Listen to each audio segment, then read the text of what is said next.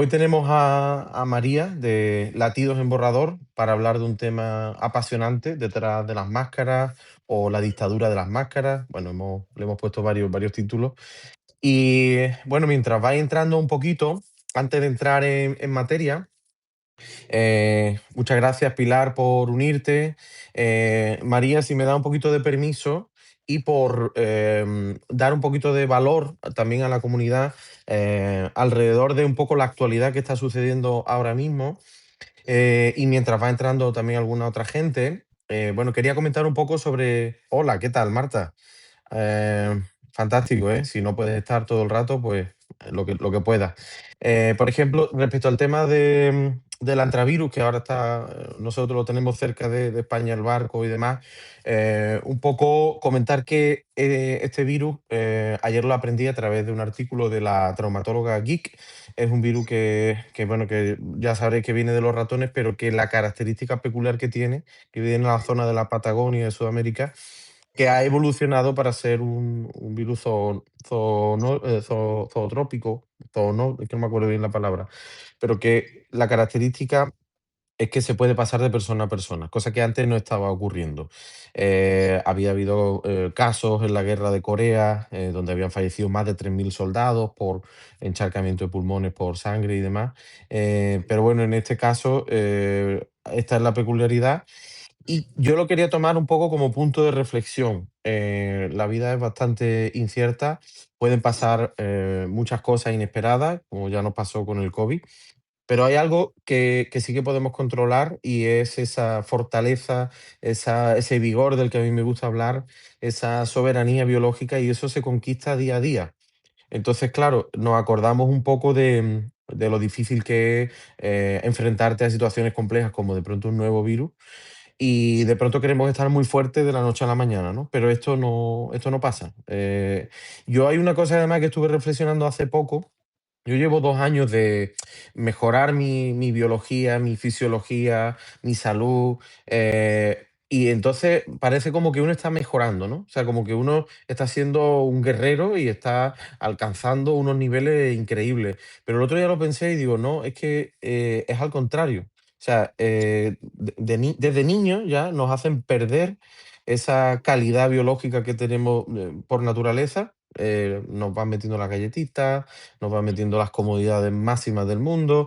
Y ahora, cuando tú ya llegas a la época de adulto, tú ya has perdido todo ese potencial. Entonces yo ahora lo que estoy haciendo es recuperar lo que era absolutamente natural, ¿no? Es decir, pues que te tengas que forzar en caminar porque es que no había otra para poder buscar alimento, que tengas que pasar hambre, que no siempre tenías agua ahí como acceso para ir bebiendo corriendo, que la fuente de energía habitualmente era la proteína y la grasa, y esto eran cuestiones normales que ocurrían en el día a día de una persona. Y ahora yo estoy intentando recuperar esa naturaleza que tenemos como seres humanos. Lo que pasa es que como la situación de la que partimos es tan precaria, porque nos han metido pues una forma de alimentarse y de moverse poco como algo habitual y cómodo, pues ese cambio de concepto quería compartirlo con vosotros por si os servía de alguna manera, ¿no? Dicho esto, ya que ha pasado 5 minutos, gracias Redón por entrar, yo voy a hacer una presentación breve de María y de este directo, y lo voy a leer un poco así, que me lo he preparado para que quede bien presentado. Y a continuación empiezo a hacerle ya las preguntas que teníamos planificadas para que quede este directo, quiero que quede como un pilar de conocimiento sobre el tema que vamos a hablar. Yo además he trabajado esta semana en una forma de extraer el minuto a minuto de las ideas principales para que luego alguien que no tenga todo el tiempo de ver el directo, oye, pues pueda ir y ve una lista donde está la idea y el desarrollo de la idea, y pueda sentir que lee el directo, que además es un concepto que creo que nos ayuda también a determinar un poco pues qué valor puedo yo obtener de un directo sin tener que verlo entero, y sintamos que la lectura de un vídeo la podamos tener ahí. Y a mí, por lo menos personalmente, me ha encantado. Me gustaría mucho que me dijerais vuestra opinión sobre esto, porque yo solamente se lo he visto Oriol Roda, por ejemplo, que es un gran comunicador de salud en España y en el mundo hispano es de los más potentes, y él pone, pues, por ejemplo, un título solo, ¿no? Pero yo lo he puesto un poquito más ampliado, lo que es más títulos, o sea, más pensamientos y además la elaboración de cada uno de ellos, para que se sienta realmente como que has vivido el directo desde la lectura, ¿vale? No me enrollo más y paso. Hola a todos y bienvenido a este espacio de La Manada, donde antes de continuar con la presentación, quiero celebrar con vosotros que estamos haciendo algo que yo por lo menos no conocía, que es darle voz a personas normales, como somos todos, como María, donde no hace falta tener pues una comunidad enorme, un proyecto increíble, ni ser una autoridad impresionante. Realmente este proyecto yo sentía que el valor que tiene es que todos tengamos una voz. Hombre, evidentemente yo tampoco puedo hacer 300 directos a la semana, pero poquito a poco vamos dándole voz a otras personas que todos tienen algo, todos tenemos algo que compartir. Y además yo he querido hacerlo desde oye, yo te hago la entrevista a ti, ¿vale? No te voy a contar mi película, ¿no? Yo quiero que tú me cuentes la mía, la tuya, porque yo personalmente me hace muy feliz escuchar las historias, las reflexiones de otras personas. Es como quien ve una flor abrirse poco a poco, ¿no? Y olerla. Y entonces me acerco a tu experiencia, me acerco a tu ventana, me acerco a tu mundo interior y disfruto de eso que me estás contando. Porque como reflexionamos en el otro directo, hay cosas muchas veces que las sabemos, pero hasta que no la ponemos encima de la mesa no nos acordamos, porque es imposible. Nuestra cabeza no tiene la capacidad de tenerlo todo en cuenta. Entonces, esa es la oportunidad que tenemos.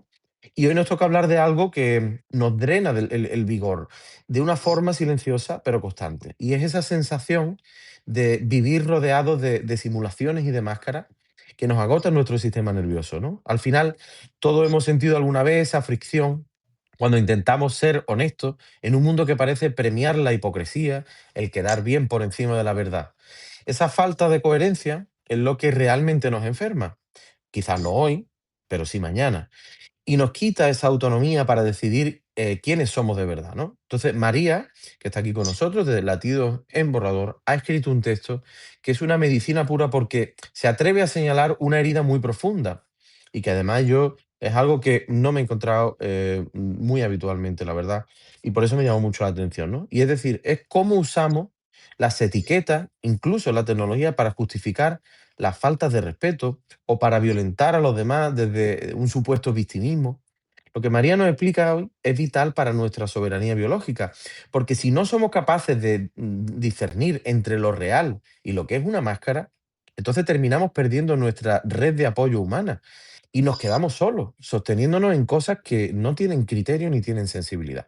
Por eso nos hemos reunido hoy con ella para concretar esas ideas y aplicarles una capa biográfica que nos ayude a entender cómo esas distorsiones sociales nos están robando la salud presente y futura. Queremos que esta conversación os sirva para recuperar vuestro vigor y vuestra independencia, para que la información os llegue de forma directa y podáis empezar a soltar esas cargas que no os pertenecen. Y empezamos con la primera pregunta.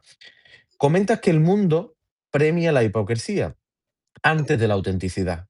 ¿Crees que hemos convertido la falsa amabilidad en una herramienta de supervivencia que nos termina robando toda nuestra soberanía individual? Sí, mira, entendiendo la hipocresía como falsedad y la soberanía individual como independencia, en el momento en el que tú intentas ajustarte a las expectativas de otra persona o te metes en un molde que no es tuyo, tu soberanía individual se la estás regalando a la sociedad, básicamente. Deja de ser tuya para ser la soberanía de otra persona, porque tiene un poder sobre ti y tú le Es estás dando decir, ese poder. es decir, que aquí lo importante sería cómo identificar el momento exacto en el que, digamos, tú estás dando tu soberanía individual por acoplarte al molde de la otra persona, ¿no? Esto, sin avanzar todavía a la siguiente pregunta, ¿cómo identificarías tú ese momento? Porque sientes cierta incomodidad cuando algo no va contigo, ¿sabes? Cuando algo simplemente no se alinea con tus valores, tu cuerpo lo siente antes de que tu cerebro lo pueda entender. Vale, Ahí es te das decir, cuenta, sí, sí, elabora, elabora. perdón. Sí, sí, cuenta, cuenta, perdona, que creía que habías parado. Sí, sí, pare. Ah, vale. No, no, entonces tú lo sientes realmente en tu cuerpo, ¿no? Tú estás hablando con alguien y de pronto notas como una sensación rara de que no estás siendo tú, ¿no? Sería ese un poco la clave para... Exacto, pero Sí, también tienes que saber quién eres para darte cuenta cuando no estás siendo tú mismo por querer ajustarte a la expectativa de otro ser humano. vale. O sea que volvemos un poco, yo esto lo comunico muchas veces, ese estar pendiente a tu cuerpo es importante. Y quizá para complementar un poco este inicio, yo insisto en que para mí una clave es quitar. Yo, por ejemplo, no podría desarrollar este proyecto, estos pensamientos, este hablar con vosotros, si yo no quitara todo lo demás. Noticias, otras redes sociales, bombardeo informativo, gente que, bueno, que no te aporta, ¿no?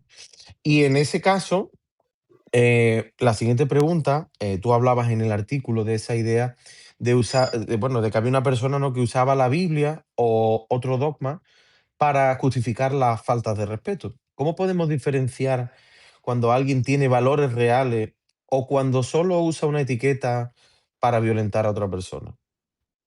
Cuando una persona tiene valores de verdad, es congruente. Lo que dice va de la mano con lo que hace, ¿no? Esa persona. Entonces, nos podemos dar cuenta de esto porque, por ejemplo, uno de los valores más básicos es la dignidad humana, ¿no? El respetar al otro para poder vivir en armonía en una sociedad. Una persona con valores, con dignidad humana, no va a violentar a alguien, no va a humillar a, a alguien y no se va a burlar de otra persona, no va a minimizar su dolor.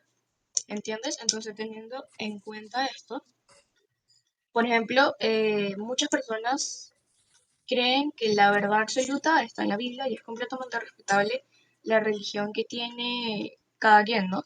En lo que cada persona crea.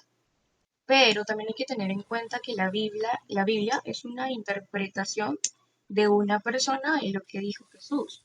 Y hay muchas cosas que dice la Biblia y la religión que Jesús nunca dijo y que tampoco hay una manera de comprobar que él realmente la dijo. Entonces, para darnos cuenta que una persona de verdad tiene valores, tienes que ver cómo esa persona se relaciona con los demás.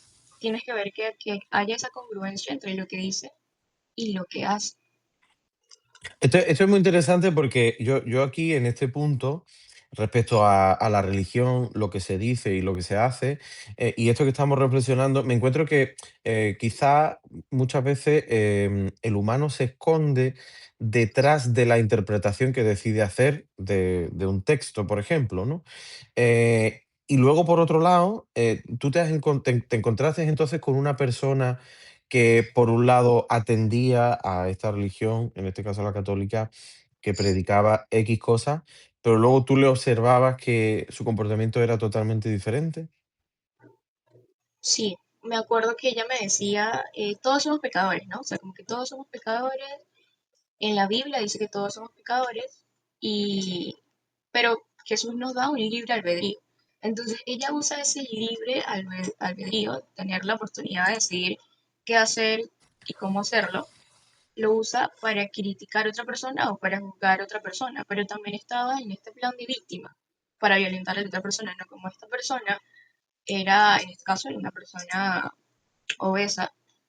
Esta persona la criticaba muchísimo, ¿no? Por su peso, por su físico, y eso se notaba mucho por la manera en la que esta persona hablaba de sí misma.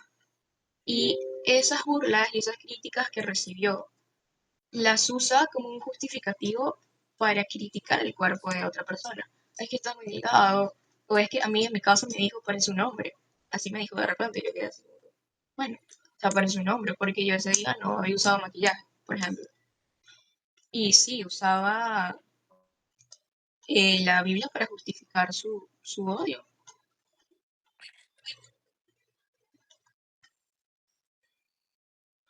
Duda Quería es, pasar, por ejemplo,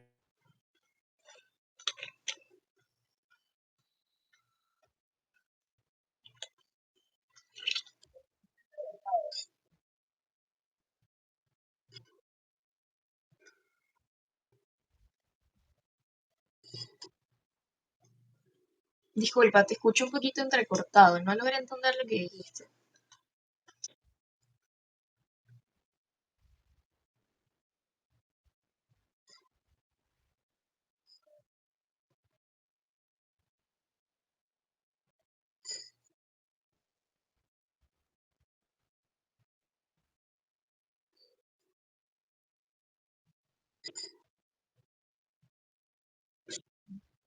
Se lo llegué a mencionar indirectamente, pero digamos que esta persona como que, así como lo mencionaba en el artículo, ¿no?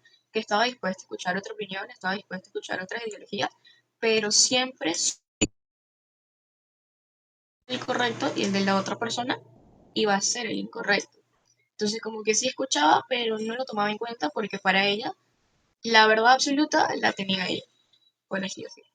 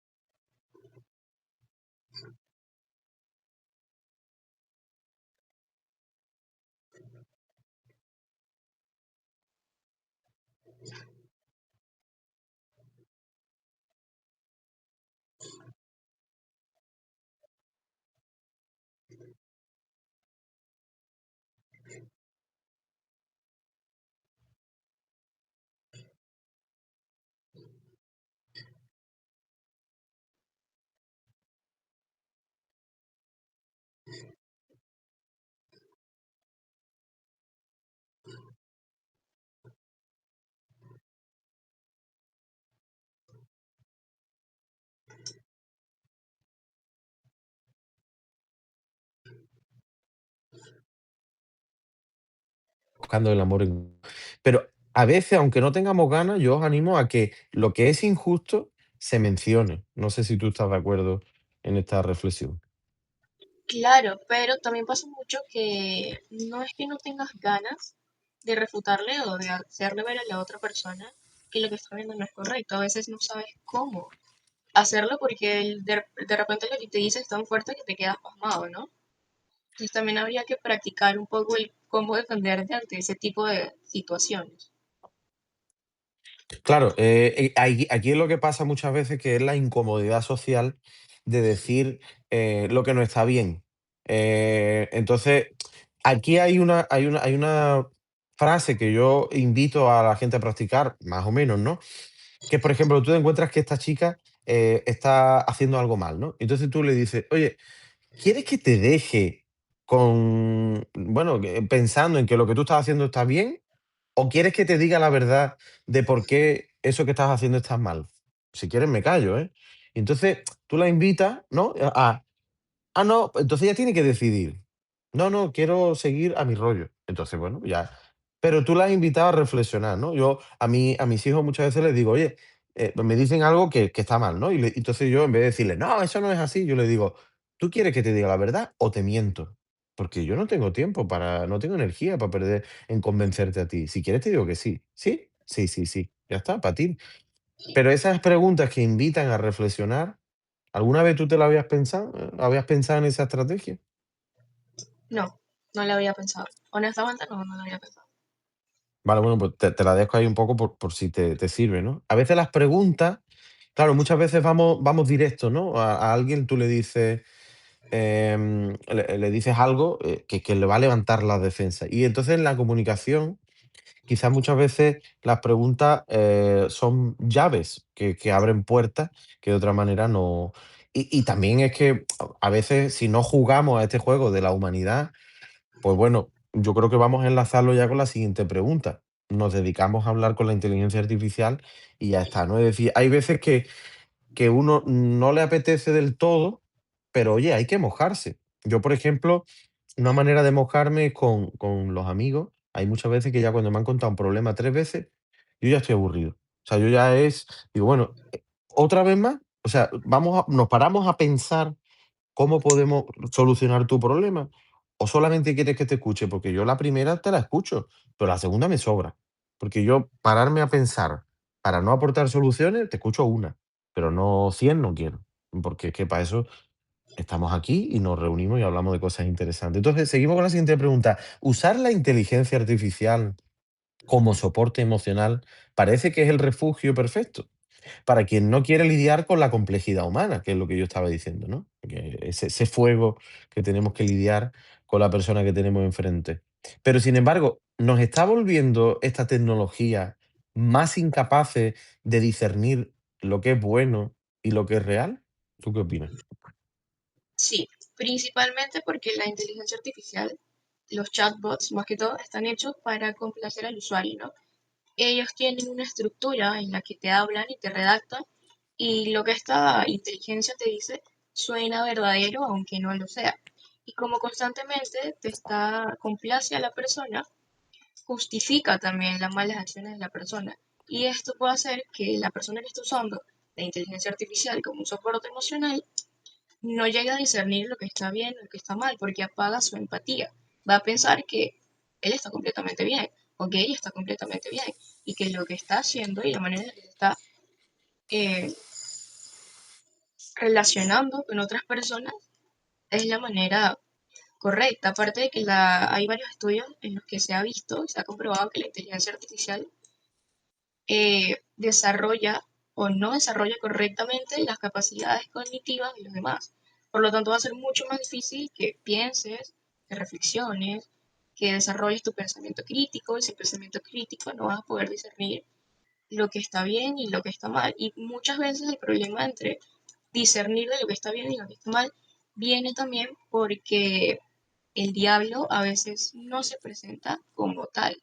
Entonces tienes que tener las cosas lo suficientemente claras y pensar bien y analizar la situación para que tú puedas darte cuenta de qué es correcto y qué en definitiva no es correcto.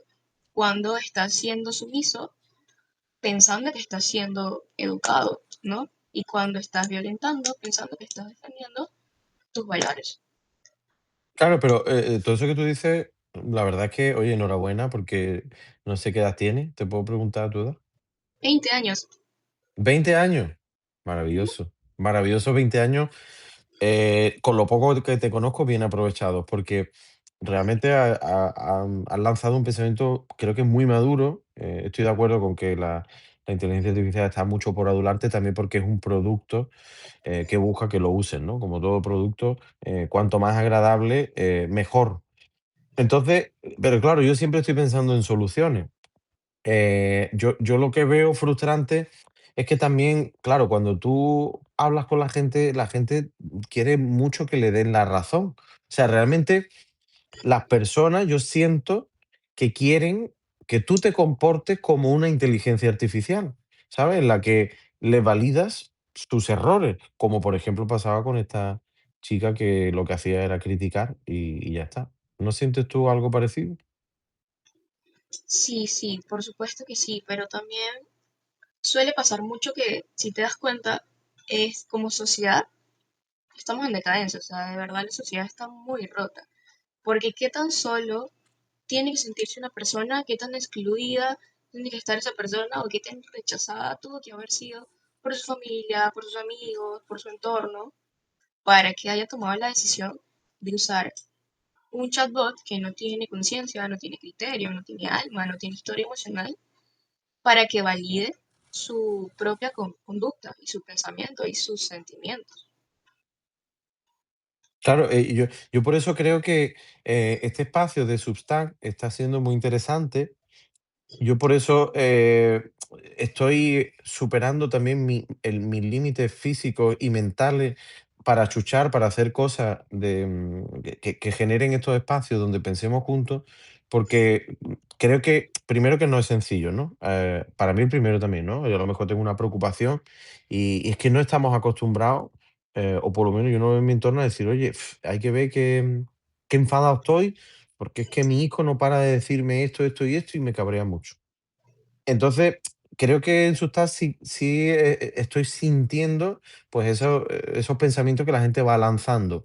Pero también veo que falta, pues, que otras personas se acerquen un poco a comentar. Claro, esto funciona, si todos colaboramos un poco, ¿no? O sea, porque yo veo que a lo mejor te metes en una cuenta y de pronto como que compartió hace 7 días y ya no ha vuelto a entrar, ¿no? Ha lanzado un pensamiento y nadie se lo contestó. Entonces, ¿qué te parece como, no solución, pero sí pequeña ayuda el decir, oye, pues mira, yo me voy a meter y voy a entrar, por ejemplo, en Substack para que yo le conteste a una persona su pensamiento y de esa manera esa persona no sienta que, oye, pues como nadie me contesta, me tengo que ir a hablarle a la inteligencia artificial para que me hable. ¿Qué opinas tú de esa estrategia? Me parece muy buena la estrategia. A mí, por ejemplo, al comienzo, cuando yo entré a Substack, yo todavía no escribía en Substack, solamente entraba a leer, ¿no? Y a veces quería comentar las publicaciones de otras personas, pero como las redes sociales tienen un historial de toxicidad tan alto en el que tú das una opinión o das tu punto de vista sobre cualquier tema, a veces cuando una persona no está completamente de acuerdo con tu punto de vista, va y te ataca, o te insulta, o te humilla, o se burla de ti, y eso a mí me abstenía a escribirle a otra persona, a pesar de que mi comentario no iba a ser malo, ni burlesco, ni nada por el estilo, ¿no? Entonces, creo que también al darme cuenta yo que Substance es una comunidad en la que las personas son muy educadas, porque de verdad que consigo personas muy educadas que saben dar su opinión sin la necesidad de denigrar a la otra persona, o maltratar a la otra persona, o tratar mal a la otra persona. Siento que también abre un espacio muy cómodo para que otras personas puedan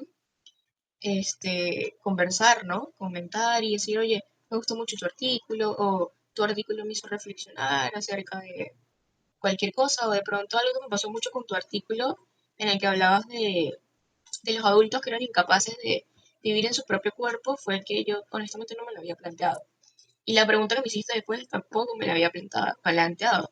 Y eso me obligó a reflexionar y a conversar contigo y a poquito a poquito irle comentando publicaciones a otras personas, porque esta aplicación, si no mal entiendo, funciona en comunidad, ¿no? Tú me ayudas, yo te ayudo, tú te suscribes, yo me suscribo, tú me comentas, yo te comento, te comparto y así poco a poco todos vamos creciendo. Cuando tú le das una voz a otra persona para que se exprese, más personas van a poder escuchar a esa persona y te van a poder escuchar a ti y así sucesivamente se va creando una comunidad como tal. Qué bonito, qué bien.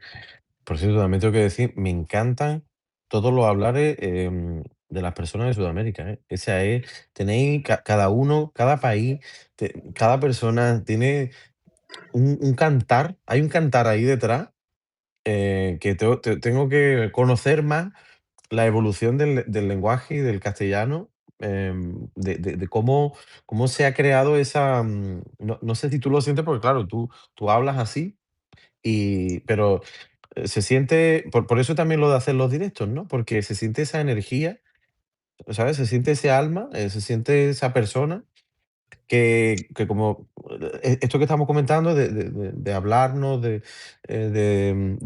comentar un poco lo que piensa el otro, ese pro quo, pero todo eso no deja de estar detrás de las letras. Por eso estos espacios en directo, estos vídeos que podemos ver, es un poco lo más cercano a lo que somos, ¿no? A relacionarnos como humanos. Marta decía que, oye, que soy de los pocos que comentan, que interactúa. Hay mucha gente compartiendo, ¿no? Y comentando. A mí me gusta porque además yo siento que mi cerebro se transforma cuando tú intentas, pues, un poco hilar tu pensamiento con el de la otra persona y con lo que está comentando, unirlo con tu tema y juntos. Creo que es algo muy difícil en ese mundo de redes sociales tan vacías y de consumo. Yo en mi experiencia, además, por ejemplo, a lo mejor yo comparto un vídeo en Instagram y bueno, uno se me fue a las 10.000 visitas, que para mí era mucho, pero la realidad es que luego nadie ni siquiera comenta. Es que, aunque sea para insultarme, que lo agradecería, ¿sabes? Porque por lo menos en el insulto, ¿vale? Esto también es una reflexión, pero en el insulto hay conexión. O sea, los niños lo hacen, yo lo he vivido con mi hijo, es decir, mi hijo prefiere el fuego del drama. O sea, un niño prefiere, por ejemplo, y esto pasa también con los humanos, hay gente como por ejemplo esa mujer quizás estaba criticando porque, al final está conectando desde un punto, negativo, ¿no? Pero, está buscando esa conexión, y hay gente que torpemente ha aprendido que conectar, pues es, pues eso, decir cosas feas, ¿no? Pero ahí hay lucha, y la lucha es humana, y eso, a sentirte conectado desde cualquier ángulo, toca a la supervivencia del humano, ¿no? Porque hemos vivido siempre en grupo y no sabemos vivir bueno, podemos vivir solos, pero enfermos y mentales y físicos y todo, ¿no? Sigo un poco con las preguntas para que no perdamos el hilo. En uno de tus textos mencionas que la educación son gestos de respeto. ¿Cómo recuperamos esos valores sin caer en la trampa de la cortesía vacía que solo sirve para ocultar malas intenciones? Es decir, ¿cómo podemos comunicarnos, como hemos dicho, siendo auténticos, pero a la vez tampoco siendo fríos, ¿no? Es decir, ¿no? Ese equilibrio entre expresar para transformar, pero sin ser maleducados. Mira, yo creo que para entender cómo podemos recuperar los valores, tendríamos que entender primero qué son los valores y cómo se manifiestan los valores en una persona, ¿no? Por ejemplo, una persona con valores y con educación, yo considero que es una persona que tiene cultura, ¿no? Y cuando yo digo que una persona tiene cultura, no me refiero a que una persona eh, sepa mucho de filosofía, de psicología, de cultura general o hable 3 idiomas. No, no, no. Una persona con cultura es una persona que sabe escuchar a la otra persona y que tiene esa capacidad de empatizar con el otro, de entender su historia de vida y de no minimizar tampoco por lo que esa persona pasa, ¿no? Y si tú observas un poquito cómo se ha venido reflejando los valores en las dinámicas sociales de antaño, te vas a dar cuenta que muchas veces el miedo venía disfrazado de respeto, la violencia venía disfrazada de corrección, de la educación, la sumisión venía disfrazada de educación, ¿no? Entonces, para que estos valores se puedan volver a integrar, hay que volver a repensar qué son los valores en realidad, qué es el respeto, qué es la educación, qué es la honestidad, qué es la empatía, cómo se manifiesta la empatía en una persona, porque los valores más allá de ser una conducta aprendida, porque se nos enseña desde muy chiquitos, es una esencia, no es algo que sale de aquí. Lo que sale de aquí es el respeto que tú sientes por los demás. Yo, por ejemplo, la manera en la que yo me relaciono con la otra persona y el amor que yo siento por otra persona viene desde el respeto.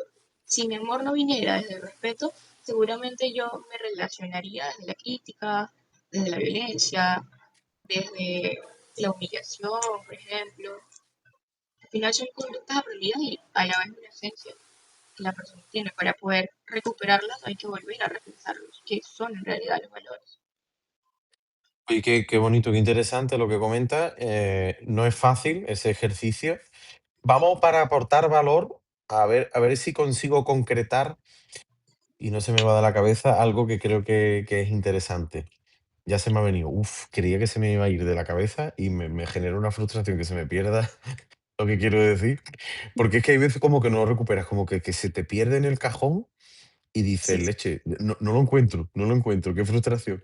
Entonces, muchas veces para traer esos valores, creo que la comprensión al otro es fundamental. Es decir, por ejemplo, el otro día me decía una mujer en el gimnasio, oye, ¿me puedes ayudar después de que tú termines la máquina a quitar las pesas? Es que las pesas en el gimnasio, para que lo sepa, las redondas, ¿no? Que se colocan en las máquinas, hay una que son de 5 kilos y otra que es de 2,5 kilos, ¿no? Entonces, dice, no, es que yo necesito 5,5 kilos y yo digo, 5,5 kilos, digo, será o de 5 o de 7,5. Sí, no, yo tenía una de 5 y luego ponía 2,5, digo, ah, vale, entonces tú necesitas de 7,5, ¿no? Entonces, claro, yo, a lo mejor un yo del pasado no empatizaba y diría, ay, qué mujer más torpe, ay, por Dios, es que no se entera, ¿esta que es tonta o qué? Pero claro, ahora, desde que estoy analizando, entendiendo la biología, entendiendo las capacidades físicas y mentales de cada uno, me pongo a pensar y digo, claro, es que esta mujer literalmente le está costando elaborar un pensamiento para mí, sencillamente decirme, oye, perdona, ¿me puedes dejar 7,5 kilos en cada lado para yo luego continuar el ejercicio? Pues esa frase le está costando y a lo mejor le está costando porque sus mitocondrias simplemente están muy chiquitas, no tienen una flexibilidad metabólica importante, no son largas, están mal optimizadas, no producen bien energía. Entonces, claro, en el cerebro las sinapsis no se producen bien, tampoco está acostumbrada a pensar, a elaborar pensamientos complejos.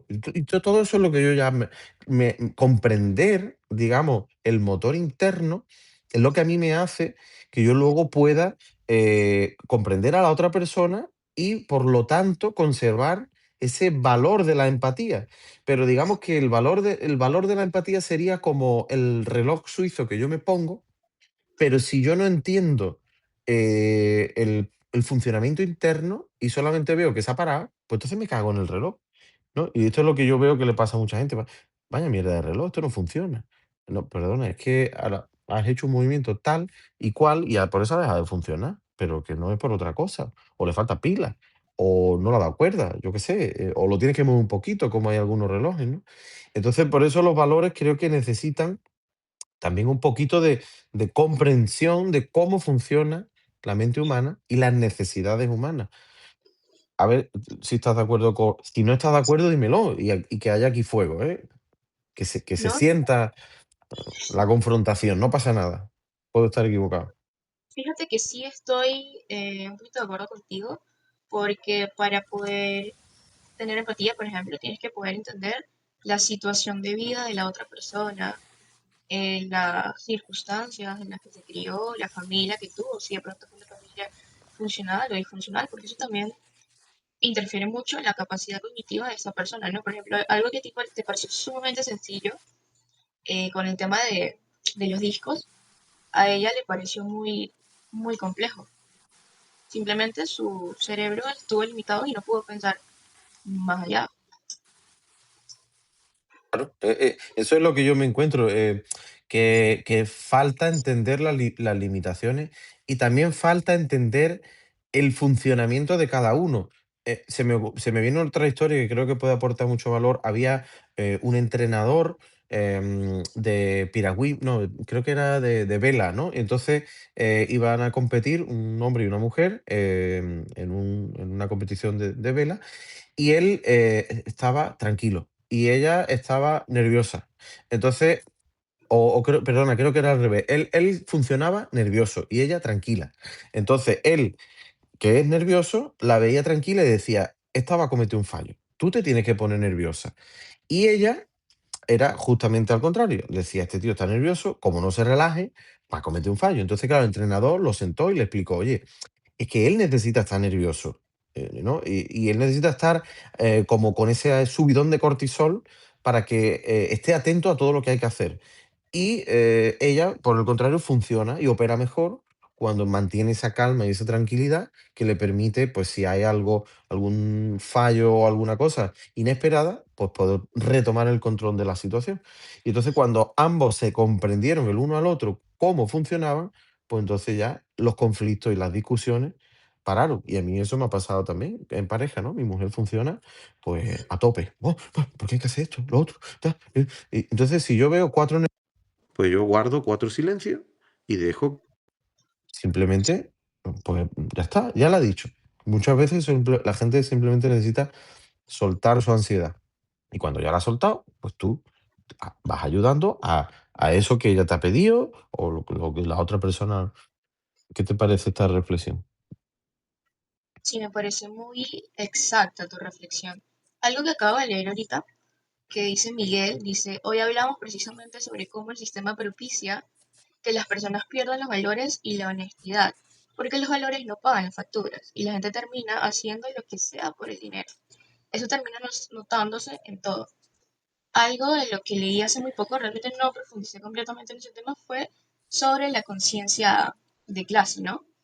Y analizando un cachito de texto, un parrafito chiquitito, me di cuenta que el sistema no está hecho para personas solidarias, no está hecho para personas bondadosas, no está hecho para personas buenas, por así decirlo. El sistema está hecho para el egoísta, para el que es capaz de perjudicar al otro para poder subir un nivel más, un escalón más. Por ejemplo, eso me pareció sumamente interesante lo que dijo esta persona, porque me recordó mucho a lo que propone Marx en el marxismo, de la Vale, conciencia o de sea, clase. vale. A ver cómo puedes tú elaborar esto que has comentado del marxismo y la conciencia de clase, respecto a una pregunta, la siguiente que tenía programada, que creo que une un poco todo esto. Es decir, lo que comenta Miguel es muy interesante porque es verdad que esto sería un poco como que estamos vendiendo el alma al diablo. Hay que entender también que muchas veces uno, sí, es que me he vendido por dinero ya, pero claro, es que me hace falta para comer. Quizás aquí eh, puedes vender tu alma al diablo, sí, porque tienes que comer hoy. Quizás el problema está en abandonarte a eso que has decidido hoy para comer y no pensar y superarte para que mañana estés haciendo otra cosa que realmente te aporte pues esa energía, ese vigor, esa ilusión y eso que realmente te permite cumplir con a lo mejor tu ilusión y tu propósito, ¿no? Entonces, volvemos otra vez, vamos a entender los contextos de por qué se hacen las cosas, la supervivencia prima, pero luego hay que seguir evolucionando, ¿no? Entonces, la pregunta es, si la simulación social es la norma, esa simulación podría ser, pues eso, voy a simular una máscara, porque muchas veces también es, oye, quiero mostrarme de X manera, para eso necesito un dinero, entonces me vendo a lo que sea, pero sin embargo, si hacemos eso, ¿qué precio estamos pagando en términos de salud mental y de energía vital por mantener una máscara distinta para cada ocasión? El problema en sí, o sea, si miramos con un poquito más de profundidad, viene también en la sociedad, ¿no? En lo roto que estamos. La estructura social nos impone una productividad tóxica, por ejemplo, ¿no? Tú tienes que hacer y que hacer mucho y que tener mucho para poder valer, ¿no?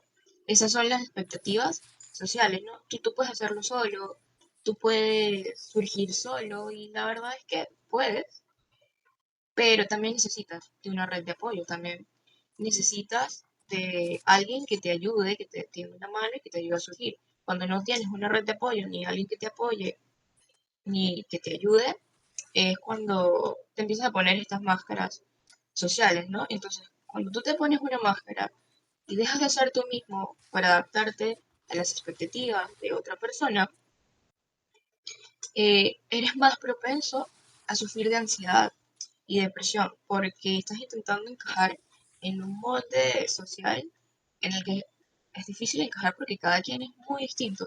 Cada quien tiene una manera de ser, tiene una peculiaridad, tiene algo que lo hace diferente y tiene hasta cierto punto una capacidad desarrollada, ¿no? Y a veces no se le puede exigir más a una persona, simplemente no se le puede exigir más a una persona, ¿no?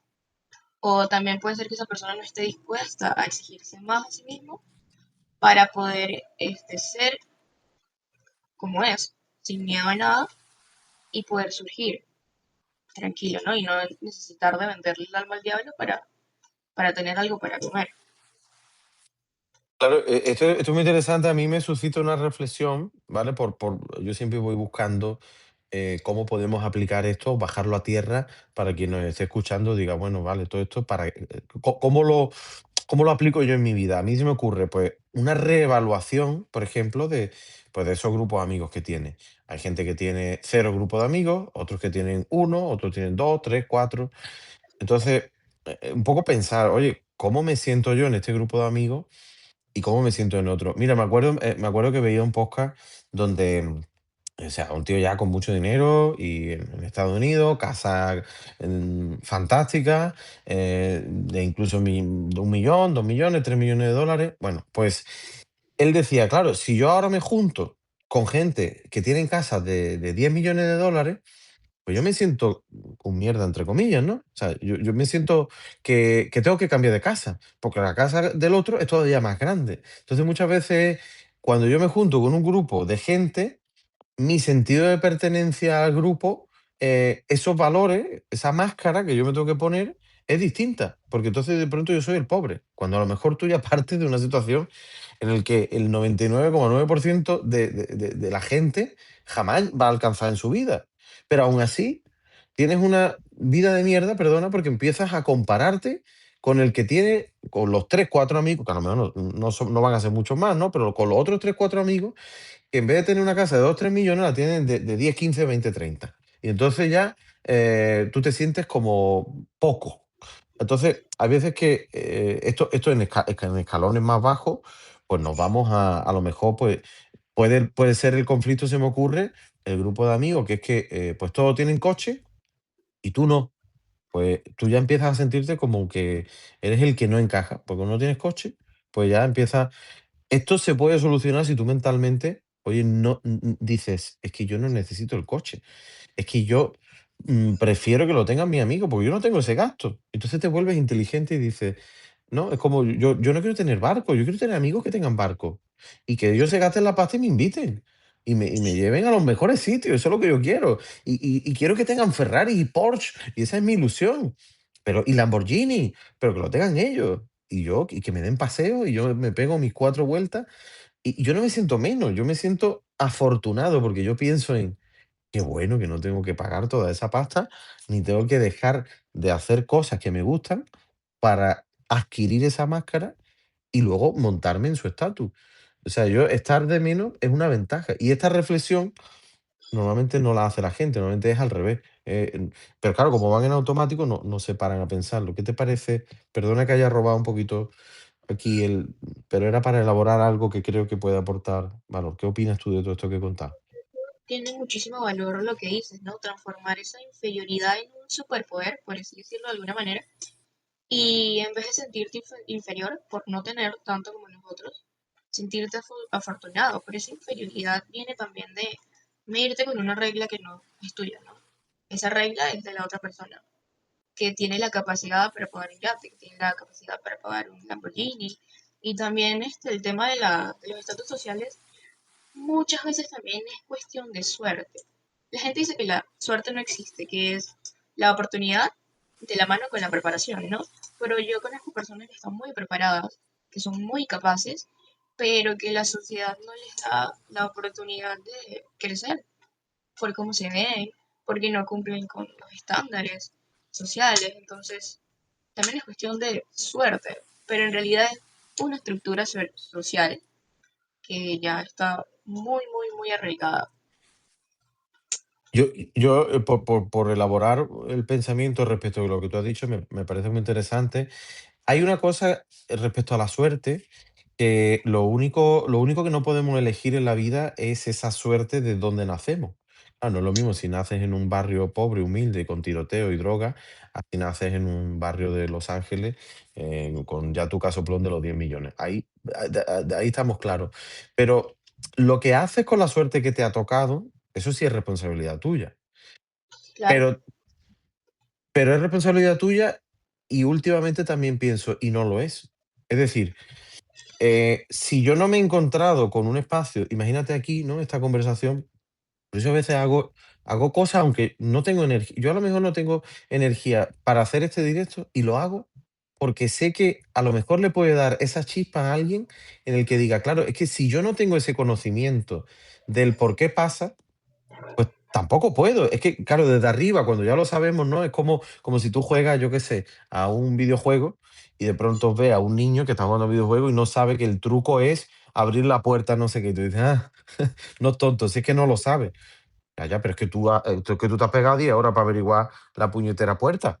Ahora no te hagas el listo, ¿sabes? Entonces, eh, claro, si no sabes esa puerta mágica, pues tampoco puedes tomar mejores decisiones. Por eso creo, y quiero que también estos espacios sirvan para decir, oye, nosotros estamos aquí pensando juntos, pero ¿y qué pasa con los demás? ¿Los dejamos tirados? Oye, vamos a tirarle un cable.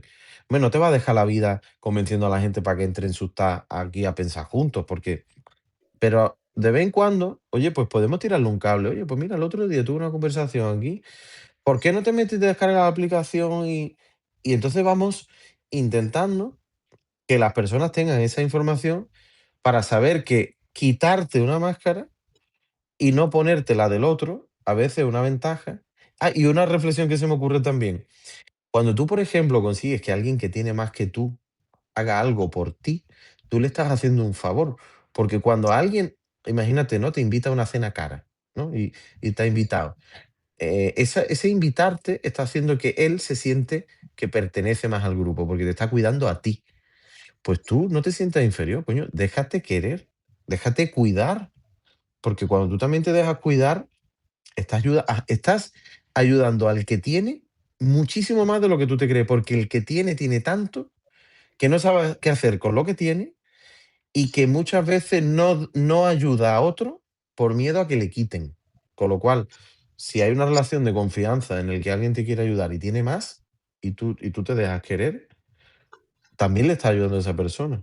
¿Qué piensas tú de esto que está flipada que se me ha venido a la cabeza? para complementar tu idea, aquí Timmy dice que la superioridad no se puede ver como un privilegio, sino como una responsabilidad. Y agarrando un Bueno, cachito de un podcast que escuché, donde hablaba Bernardo Bosch, que es el hermano de la misma Universo, que ganó el certamen en 2025, él decía que los privilegios que a ti te tocaron, ¿no? El haber nacido en una familia con un estatus económico, con una empresa importante, sí te da cierta responsabilidad porque esos privilegios te ayudan a ti a abrirle camino a otras personas para que puedan entrar por otras puertas, ¿no? Personas que de pronto no tuvieran los mismos privilegios que tú, pero tú estás usando ese privilegio como una responsabilidad y le abres camino a otras personas para que puedan surgir también, para que mejore su situación económica, una mejor educación sea mucho más accesible. Me parece súper importante para complementar la idea que planteaste ahorita. qué bueno. Pues yo creo que entonces, yo tenía una pregunta que hablaba sobre cuál es ese primer paso para romper esa simulación de las máscaras y construir una independencia de salud basada en la verdad y no en la apariencia. Yo creo que podríamos concluir entonces que reconocer tu situación, reconocer la del otro, podría ser ese primer paso para que no te afecte a tu salud, un poco tu situación personal y la del otro. Y que estar por encima, muchas veces lo relacionamos con términos económicos, pero hay veces simplemente con el conocimiento de salud, ¿no? Es decir, yo hay muchas veces que veo a gurús hablando de salud y son como Jesucristo por la montaña, ¿no? Entonces, yo tengo que hacer lo que tú dices porque tú lo dices y punto, ¿no? Yo no quiero tampoco ser eso. Entonces, intento, por ejemplo, explicar las cosas desde el que explica el engranaje que hay dentro, ¿no? Y entonces creo que ahí es donde podemos ayudar a eso que tú decías, bueno, y lo que dice Timmy, ¿no? tengo esa superioridad de conocimiento, pero voy a intentar traducirlo al lenguaje de quien tengo enfrente. Porque si quien tengo enfrente no tiene la misma capacidad de procesar información, ni tampoco el mismo lenguaje. Yo hay una cosa graciosa que hago para conectar sobre todo con las mujeres, que pongo, voz como de mujer y hago bromas, ¿no? Entonces, por ejemplo, el otro día estábamos en el cole con los niños, ¿no? Y los niños estaban participando en una actividad como de deporte, donde juegan. Entonces yo le digo: "Niña, hay que ver de verdad qué calor hace. ¡Ay, qué calor! ¿Tú te crees? Esto no se puede estar así. Yo le digo, oye, a saber, me tengo que traer una gorrita, me tengo que traer un algo". Y entonces, y entonces las mujeres como que de pronto les desbloquea y bajan su defensa, que muchas veces las mujeres, pues como entre ellas tienen su grupito, su manera de comunicarse. Entonces, y no, y entonces hacen la broma y entonces ya es como que conectan, se ríen. Entonces, a veces bajar el lenguaje del otro puede ser ese puente, ¿no? De decir, oye, me voy a quitar, no me voy a poner tu máscara, pero sí voy a jugar a, a tender esos puentes de comunicación para ayudar a abrir un poco la mente del otro, ¿no? ¿Qué opinas tú de eso? Claro, y es precisamente ahí donde se ve tu empatía, ¿no? La manera en la que tú, esa facilidad que tienes para conectar con mujeres, por ejemplo, en este caso, de hacer una broma y no tener como que esa masculinidad frágil, hablar con mujer y hacer reír a la otra persona, hace que el ambiente sea menos tenso y mucho más tranquilo. Y que la otra persona se pueda abrir contigo y te escuche. Algo que de lo que hablé mucho, bueno, no hablé mucho, hice una nota chiquitita con respecto a los psicólogos que tienen o sienten esa superioridad de conocimiento por entender cómo funciona el cerebro, o sea, con los demás, y se vuelven profesionales sumamente soberbios, ¿no? También tener como que esa empatía y esa humildad de enseñarle a la otra persona humildemente, con respeto, con cariño y hablarle en su idioma, ¿no? Para que esa persona pueda entender y le llegue la información que tú le estás queriendo dar. Sí, sí, oye, además ha abierto un melón que si me permites puntualizarlo, yo hay una cosa, yo solamente he estado con una psicóloga, estuve un tiempo, en un momento de mi vida que me vino muy bien, pero luego me vino muy bien simplemente porque yo hablaba y nadie me escuchaba normalmente y ya está. Pero claro, yo no sé cómo trabajan todos los psicólogos, pero a mí nadie me explicó, por ejemplo, un pilar de la humanidad. Todo el mundo intenta pertenecer al grupo.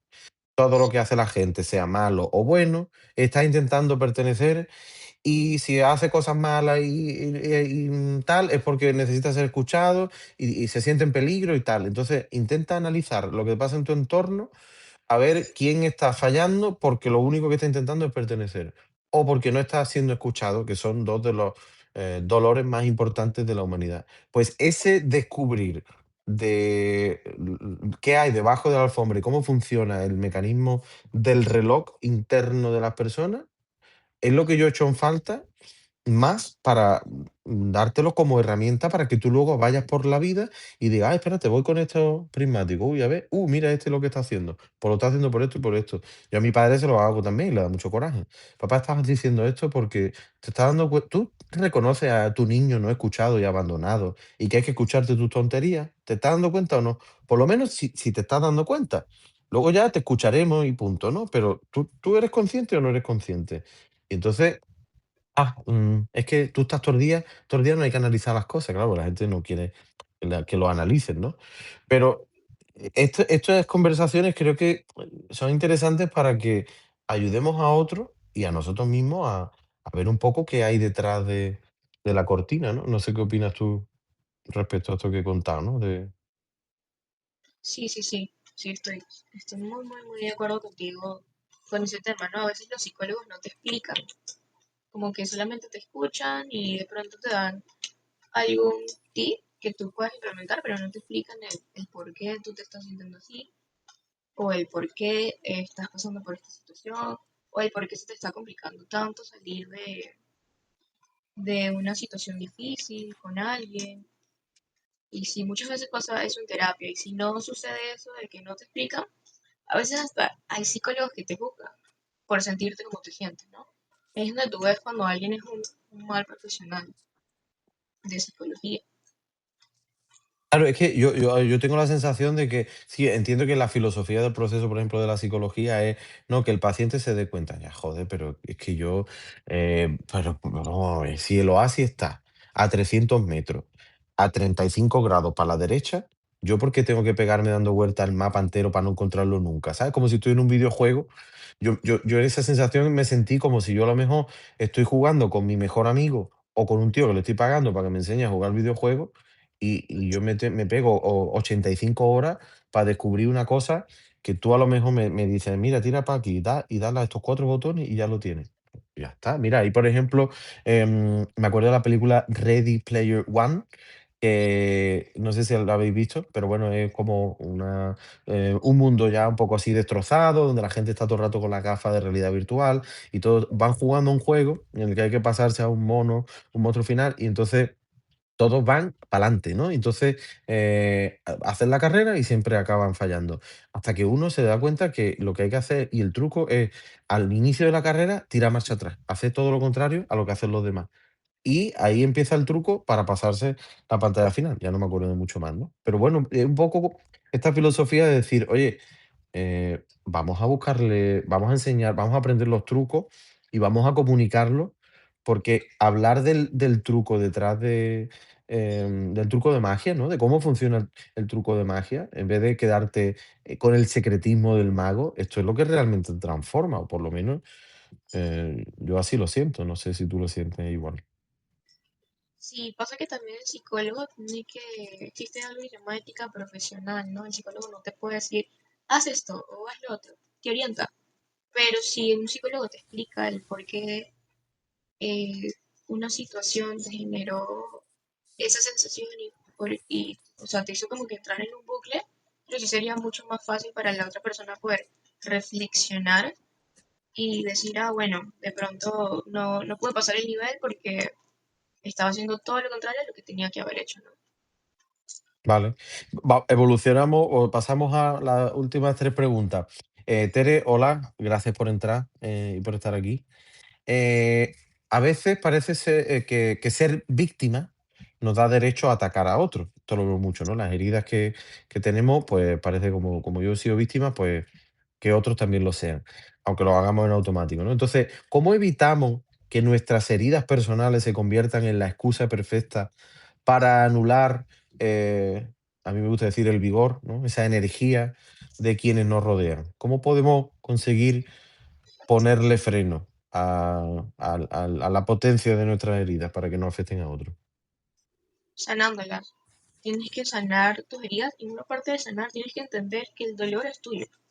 El dolor no es de la otra persona. Alguien te puede acompañar mientras tú pasas un duelo, mientras tú pasas por una situación difícil, pero no es justo que tú hagas que la otra persona en ese acompañamiento cargue con lo que tú estás sintiendo.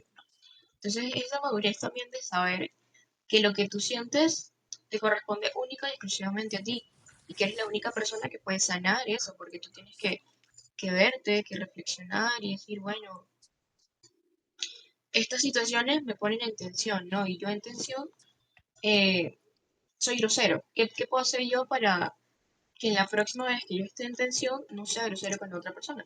De pronto tu solución puede ser tomarte un momento para pensar o tomarte un momento para respirar y calmarte y después volver con la otra persona y comunicarle tu incomodidad, ¿no? Pero es más que todo la madurez de entender que tu valor te corresponde a ti, no a la otra persona. Vale. O sea, qué interesante, me encanta, ¿eh? Que madurez, de verdad que madurez tiene, no me cansaré de repetirlo, y lo bien que lo expresa.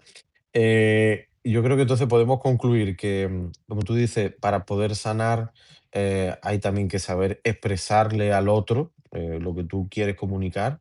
Y esto enlaza con la siguiente pregunta, que es, tú has escrito sobre la vulnerabilidad, los corazones rotos. Quizá puede ser que mostrar nuestras grietas, esa vulnerabilidad nuestra, sea la solución para realmente poder sanar nuestras heridas y poder tener también, por otro lado, ese blindaje emocional. Es decir, a pesar de que a priori tú digas, ostras, pues me voy a mostrar vulnerable y eso me va a romper más. ¿Cómo podríamos mm, transmitir eso, ¿no? Es decir, ¿cómo podemos decirle a alguien, yo creo que estamos de acuerdo, ¿no? Con el hecho de que mostrarte vulnerable es el camino. Sí, el Si es que mostrarte estás de vulnerable, acuerdo, ¿eh? claro, ser transparente con lo que sientes, entender que tienes heridas, que en algún momento, en mi caso, a mí me han rechazado muchísimo, pues, o me han discriminado, porque, por ejemplo, yo soy venezolana, ¿no? Y emigramos de Venezuela a Perú buscando una mejor calidad de vida. Y a mí me tocó muchísimo bullying. Y es como que entender que a todos nos ha pasado, que todos en algún momento nos han roto el corazón, que todos en algún momento eh, nos vulneraron nuestros derechos, nos hicieron sentir mal, nos hicieron sentir inferiores.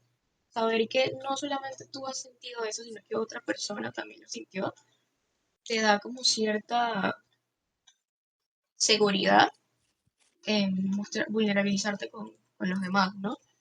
Y para poder construir como que esa fortaleza emocional, es también entender que lo que te pasó no te define, ¿no? Que el hecho de que te hayan discriminado no quiere decir que tú seas una mala persona, que el hecho de que te hayan roto el corazón no quiere decir que tú no valgas la pena. Son cosas que pasan y que de alguna manera tienen que pasar para que puedas moldearte y reconstruirte y de pronto tener como esa claridad y saber, bueno, yo no quiero tratar así a otra persona, no quiero hacer que esta persona se sienta de esta manera. Entonces, creo que sí podemos llegar a construir esa fortaleza emocional, vulnerabilizándonos, empatizando y entendiendo que a las otras personas también les duele. Vale, y oye, te puedo preguntar por eso, no, me parece muy interesante lo que comentas, el hecho de empatizar y de intentar transmitir. Yo animo a que la gente se muestre vulnerable porque creo que además las palabras siempre se quedan cortas. O sea, las palabras se las lleva el viento, las palabras no sirven de nada. Aquí lo que sirve son los hechos.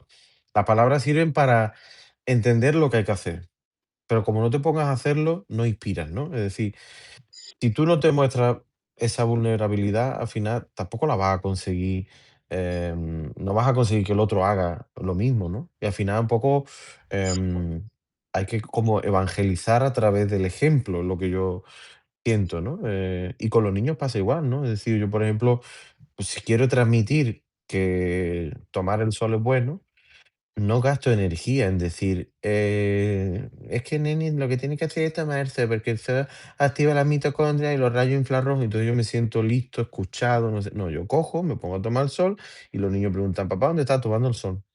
¿Qué hay que hacer en la vida para que tenga buena salud? Lo que hacía papá y papá que hacía, tomaba el sol.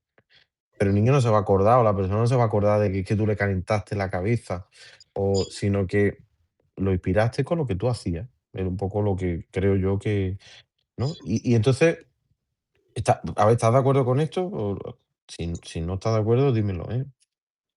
Sí, de hecho a mí me pasó algo, no diría que particular, pero con mi mamá. Mi mamá es una persona a la que le cuesta muchísimo vulnerabilizarse, ¿sabes? Como que mostrar esas heridas internas que tiene. Y para mí era muy fácil juzgar a mi mamá, ¿no? Porque yo no veía el por qué ella se estaba sintiendo de esa manera o el por qué ella actúa como actúa, ¿no? Y una vez yo me empecé a vulnerabilizar con mi mamá y me empecé a abrir con mi mamá y le empecé a decir, mira, estas cosas me duelen, o a mí me gusta esto, no me gusta lo otro. Ella empezó a hacerlo también conmigo, ¿no? Entonces se vulnerabiliza conmigo y yo ahí es donde puedo comprender por qué de pronto ella a veces es tan dura, ¿no? O por qué de pronto es tan directa, o por qué de pronto es tan reactiva frente a ciertos comentarios o a ciertas situaciones, ¿no? Vulnerabilizarte abre un espacio para que el otro también se vulnerabilice contigo y que entienda que tú eres un espacio seguro para para que la otra persona cuente su historia, ¿no? Y muestre sus heridas. Qué bonito. Esto me encanta. Es que además lo del espacio seguro es que era justo lo que tenía en mi cabeza. Con lo cual me ha encantado que lo hayas dicho, de verdad, ¿eh? O sea, es que yo creo que esa es la clave. O sea, yo creo que esta conversación tiene un valor de verdad, para cualquiera que lo escuche en cualquier porque a mí lo que me gusta es que aquí estemos diciendo cosas que dentro de 100, 1000, 8000 o 100.000 años sigan siendo importantes. Y esto lo es, crear espacios seguros.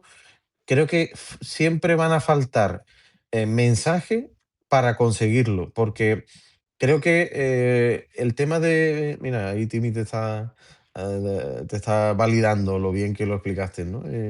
Que realmente esos espacios seguros son los que consiguen que transformemos a otras personas. A veces puede ser desde el humor, yo por un poco complementar lo que tú dices, oye, a lo mejor hay que entender cada uno cuál es su espacio seguro. Hay a lo mejor otra persona que es desde la seriedad, porque hay personas que son muy serias, ¿no? Pues entonces no le vayas a meter humor a tope, ¿sabes? Es decir, quizás con el tema que estábamos hablando hoy de las máscaras, yo la valoración que hago es que quizás el mayor acto de amor sea el tú ponerte la máscara que la otra persona necesita para que se sienta seguro. A ver qué te parece esta frase.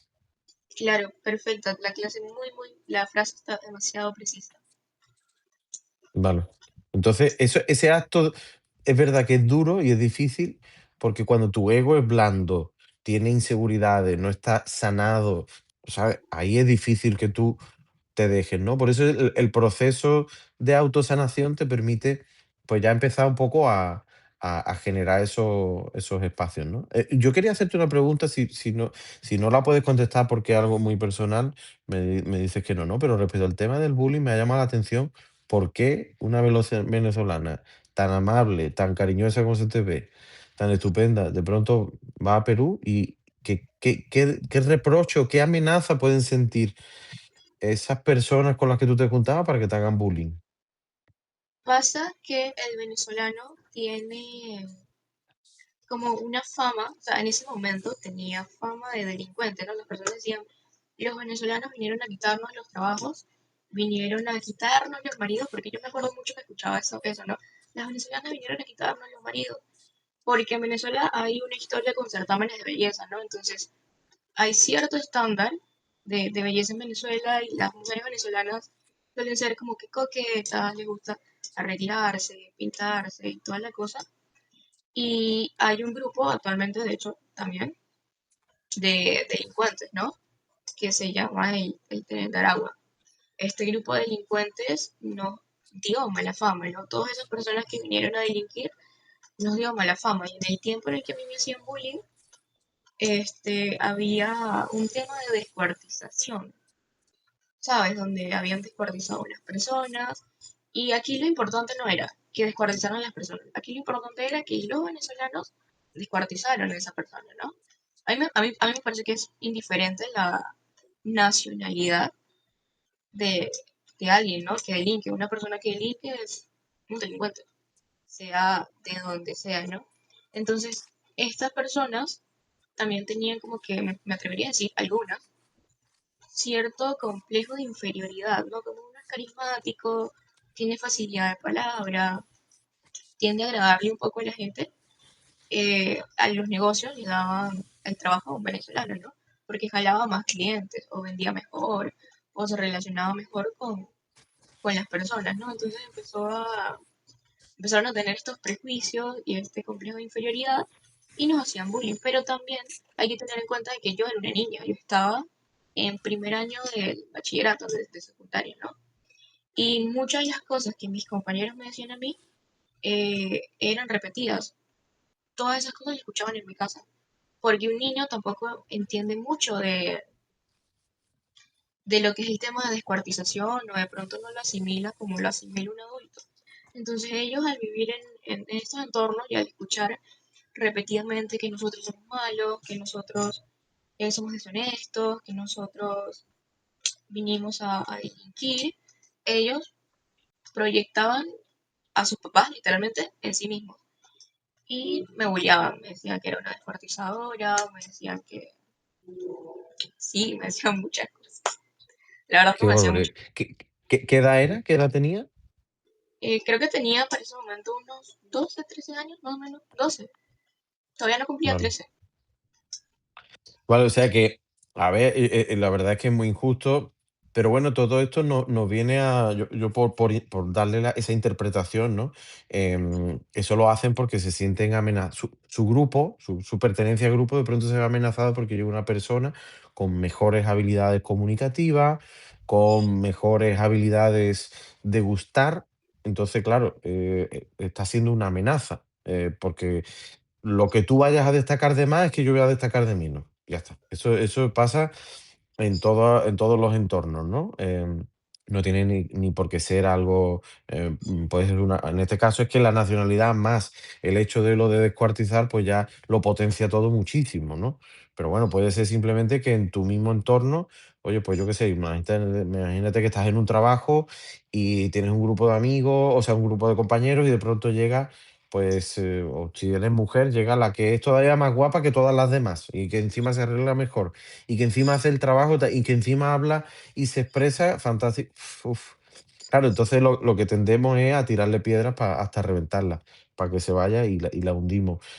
Pero, esto podemos aprender, lo pongo un poco así en valor para identificar si alguna vez eso nos ha pasado, en el que nosotros hemos sido el que nos hemos sentido de menos, o al revés, somos el que nos hemos sentido de más. Porque todo lo que está actuando ahí, es en la pertenencia al grupo, ya está. Es que no es más, ¿no? No sé si estás de acuerdo. Sí, por pertenecer, bulleaban, por pertenecer, discriminaban, para que ellos tampoco los bullearan, porque a veces también bulleaban al peruano, al ser amigo del venezolano, lo llegué a ver un par de veces. Ellos te bulleaban a ti para que no los bullearan a ellos, pues. Claro. O sea, ¿y quién lo hacía? ¿El propio venezolano? ¿A ti? Eh, no, el peruano, el venezolano, Ah, bueno. hay algo que pasa con el venezolano y es que en Venezuela dice que no existe el bullying, pero sí existe. Lo que pasa es que nosotros tenemos algo a lo que le llamamos chalequeo, ¿no? Que es como echar broma con otra persona y reírnos así. Y muchas veces el bullying en Venezuela viene disfrazado de chalequeo, de chiste. Entonces a veces es como que un poquito difícil diferenciar cuando un venezolano te está bulleando o cuando un venezolano simplemente está intentando ser agradable contigo. Pero eso ya tiene que ver con la cultura, ¿no? De la étnica peruana y de la étnica venezolana y cómo ambas culturas chocaron cuando se vieron de frente, porque nosotros emigramos en masa, o sea, emigramos muchísimas personas. Claro. Oye, esto que comentas es muy interesante porque es un ángulo que es el humor disfrazado de hijoputismo, con perdón, ¿no? Es decir, cuando esto yo lo he sufrido también, ¿no? Cuando la gente se hace la graciosa, pero en realidad lo que te está diciendo es algo para fastidiarte, ¿no? Y claro, además es difícil de desactivar porque como ya tienes disfraz de humor, si tú te lo tomas muy en serio, encima es que eres tú, ¿no? Como el que te lo has tomado a mal. Em, Quizá yo creo que habría que pensar en cómo desactivar bombas. Es decir, si me tiran una granada, ¿cómo la desactivo? A mí se me ocurre decir, a lo mejor una pregunta honesta. ¿Tú esto me lo estás diciendo, pero para hacer una gracia o esto es para fastidiar o me lo puedes explicar? ¿No? No sé. ¿Sabe? Como pedir un poco la... Exactamente la otra persona cuando le haces esa pregunta. Claro, o simplemente a lo mejor algo sencillo, ¿no? Como, ¿esto por qué me lo dice? ¿No? Y entonces ya es como que, ah, buscar un poco, ese hackeo, ¿no? Es decir, yo creo que es interesante que pensemos en cómo hackear, o cómo desactivar el misil que nos mandan, ¿no? Y ahí es donde estamos muy solos, porque no se nos ocurre, porque en el momento es difícil, porque no tenemos esa creatividad. Yo qué sé, yo, por ejemplo, con el tiempo, hombre, pues he ido desarrollando más creatividad a la hora de desactivar, posibles amenazas de la forma más elegante posible. Hay veces que lo único que se me ocurre es el puro silencio, o hacer como que me están llamando e irme, mm, pero intentar a lo mejor, darle la vuelta, ¿no? Para que la situación no nos afecte tanto. Vamos a hacer la última pregunta. Al final, yo creo que es difícil incluso de contestar, ¿no? Porque va un poco en esto que hemos estado hablando, pero al final, si tuviéramos que elegir entre caer bien siguiendo el guión social o ser fieles a nuestra propia naturaleza, ¿por qué nos da tanto miedo elegir la libertad aunque nos quedemos un poco más solos? Ya, con respecto a esta pregunta, hay un psicoanalista que lo explica, ¿no? Él se llama Eric Fromm, si no me equivoco, escribió una obra que fue de las más habladas, que se titulaba El miedo de la libertad. La publicó en 1941, ¿no? En esta obra, él plantea que el ser humano tiende a rechazar la, la libertad, aunque esta libertad le genere cierto sentimiento de realización, ¿no? El ser humano tiende a rechazarla porque lleva una carga emocional demasiado compleja, ¿no? Cuando tú quieres ser libre, para ser libre muchas veces tienes que romper con estructuras y con reglas, y estas estructuras y reglas que se rompen dan una sensación de desorden, ¿no? Entonces lo más probable es que cuando tú generes un desorden, te señalen. Y es por esta razón que muchas personas prefieren vivir bajo normas, reglas y estructuras limitantes, porque estas reglas y estructuras les generan un sentimiento de seguridad y de pertenencia. Entonces, para pertenecer, prefieren vivir limitados antes que tener su propia libertad, porque también hay que entender que no todos están preparados para ser libres, no todos están preparados para hacerse responsables de las decisiones que toman, de la manera en la que se relacionan, de cómo se sienten con respecto a ciertas situaciones, ¿no?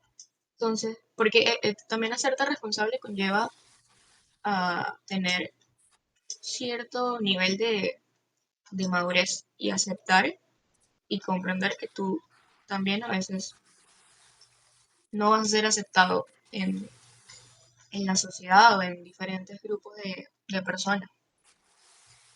Qué bonito. Esto yo creo que esto ha sido brutal, ¿eh? O sea, yo creo que este cierre es maravilloso. Lo voy a poner en el post que haga, el libro, para que la gente lo encuentre. El miedo a la libertad. ¿Cómo era el autor? Que eso me lo he perdido. Erich Fromm, Eric, Eric sí, Prom. y con Oh, Erich, y el apellido es Fromm. vale, vale, lo busco y lo coloco en la descripción para que todos lo puedan encontrar. Yo estoy totalmente de acuerdo, la verdad. Por darle una capa también biológica, como el cerebro también está hecho para sobrevivir, muchas veces cualquier gasto de energía es interpretado como una amenaza. Entonces, cualquier cambio de mentalidad, de esfuerzo por pensar un poco más, operamos en un 98% en automático. Entonces, el cerebro procesa muchísimo, lo mete en procesos automáticos porque es lo que hace que tenga menos gasto energético. Entonces, siempre que metemos en nuestra vida o la vida de los demás ciertos cambios mentales, es complicado. Por eso yo invito a trabajar con la pregunta como llave, pensar mucho en preguntas y lanzar muchas preguntas. Es muy divertido. Mira, por ejemplo, yo te he ido lanzando preguntas y me ha soltado respuestas que ha sido como una IA humana eh, impresionante, ¿no? O sea, entonces, y las personas son un poco, somos así, somos inteligencia biológica artificial.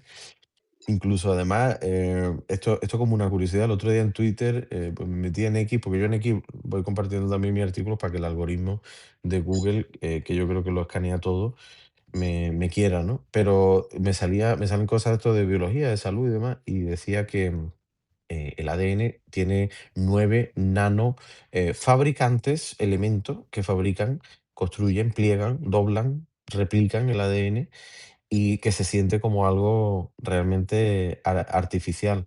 Entonces, yo creo que esto lo estoy comentando un poco para concluir que para ser lo menos artificiales posible, lo menos automático posible, porque ya para eso tenemos a todos estos procesos biológicos y mentales que están, creo que estos espacios, estas 15 personas aquí estamos, y espero que luego quien quiera tendrá esto para verlo para la eternidad, que reflexione un poco más sobre la importancia de salir de esa automatización, de pasar un poquito más al autoanálisis, de buscar quizás más estos espacios de pensamiento conjunto y aunque cuando quedemos con amigos y familiares, pues la gente tiende más al jiji jaja y al chacarrillo y a contar tus 4 tonterías que te han pasado, meterle alguna capita de pensar, que le haga a ellos pensar un poquito y a ti también, sin saturar, porque la gente no está para pensar muy profundo, pero oye, una mínima dosis de vacunación de pensamiento, parece que no, pero poquito a poco, semillita a semillita, podemos ir haciendo que pasemos de hoy se me ha ocurrido ya de los vampiros de vigor, y le voy a llamar vampiros de vigor a las noticias, los TikTok, los Instagram, las personas incluso quejosas y quejicas y negativas, y vamos a intentar que todos eso le pongamos una vacuna a través del humor, la risa, la comprensión, la empatía, la escucha, el pensamiento. ¿Qué te parece esta reflexión para que tú termines y cerremos este directo? Me parece que eso que acabas de decir se puede convertir en un artículo bastante interesante, la verdad, el hablar de cómo las personas y la tecnología te consumen toda esa energía que fácilmente puedes utilizar para hacerte un autoanálisis, para ser autoconsciente y ver cómo salir de esta simulación en la que nos someten las redes sociales. ¿Vale? Y pues darte de verdad las gracias por haber estado aquí, a todas las personas. Quiero hacer una invitación, que luego sé que nadie se mete, pero oye, que no quede por mí. Si alguien quiere entrar, que esto es una cosa que se me ocurrió el otro día, y hacer una pequeña reflexión para que también quienes estáis aquí os sintáis escuchados, ¿sabes? Decir, Darío, que quiero entrar. Y yo le tengo aquí un botón que eso está estupendo y le dice añadir persona, invitar a entrar. Es muy fácil. Me encantaría y me haría mucha ilusión. El otro día me puse a hacer un directo con la ilusión de que alguien entrase. Al final, como nadie entraba, me puse a lanzar invitaciones y hubo Rebeca, creo que se llamaba, tuvo a bien de entrar y de no dejarme solo frente a la pantalla, una cosa que me parece horrible.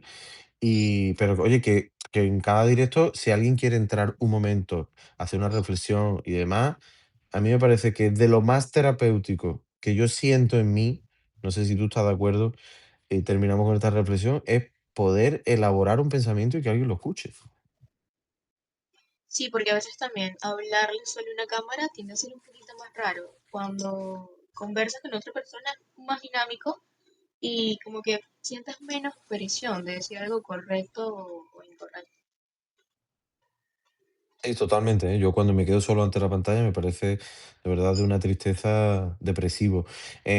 Además, quiero intentar, y no sé si se ha sentido así, por lo menos valídame también, que yo también lo necesito. Si lo estoy haciendo mal, también lo necesito, porque yo soy muy de que me den con el látigo. Porque a mí me encanta hacerlo todo lo mejor posible y siempre lo más perfecto y mejorando y tal. ¿Te has sentido que estamos pensando juntos? Porque yo lo que veo también muchas veces es que la gente pues, ¿sabes? Como que hace directo o comunica para contar su película, pero que yo no quiero que se sienta que estamos contando solamente nuestra película, que las historias son importantes para transmitir conocimiento, pero quiero que intentemos que estos espacios sean espacios de creación de pensamiento conjunto donde queden ideas que luego cuando tú las veas, las escuches, las leas, te permitan decir, que haga un poquito de clic, ¿no? Y diga, ostras, quizás esto puedo yo aplicarlo así o así. Sí, me parece una muy buena idea poder implementar o incluir, porque implementar no, incluir a una persona más y que si quiere y tiene ganas de compartir sus ideas, son completamente bienvenidas, indiferentemente de si estoy de acuerdo o no estoy de acuerdo con lo que esa persona predica, ¿no? Estupendo. Pues para cerrar, simplemente invitaros a que seáis menos políticamente correctos, destruyáis las máscaras, las queméis, no os pongáis máscaras de otro para ser como ellos, sino para jugar de una manera divertida en todo caso a su juego o para ayudarles a que se sientan un poquito más acompañados. Para eso yo creo que sí pueden servir las máscaras.